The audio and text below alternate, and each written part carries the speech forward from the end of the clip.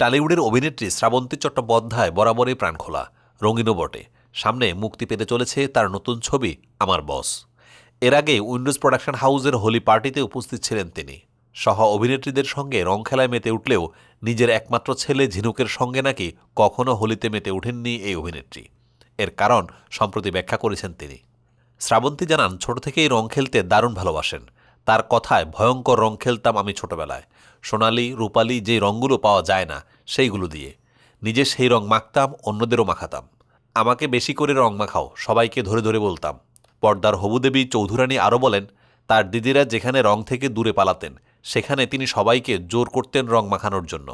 বর্তমানে কাজের চাপে সেভাবে আর রং খেলা হয় না শ্রাবন্তীর, যে কারণে ছোটবেলার ওই হই হুল্লোড় করে রং খেলা মিস করেন তিনি। তাই এই দিন সুযোগ পেয়েই আবিরে নিজে রেঙে উঠলেন, অন্যদের রাঙালেন।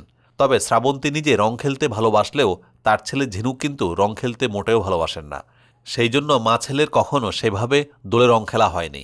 শ্রাবন্তী এই দিন জানান, ঝিনুক আবির দিয়ে খেলে, সে আমার মতো এমন দুষ্ট নয়, তাই ওর সঙ্গে সেভাবে রং খেলা হয় না। শ্রাবন্তী চট্টোপাধ্যায়ের আমার বস শিগগিরই মুক্তি পেতে চলেছে। এছাড়াও এই বছর মুক্তি পাবে অভিনেত্রীর শুভ্রজিৎ মিত্রের ম্যাগনাম ওপাস দেবী চৌধুরানী। শ্রাবন্তী থাকবেন নাম ভূমিকায়, প্রসেনজিৎ চট্টোপাধ্যায় থাকবেন ভবানী পাঠকের চরিত্রে।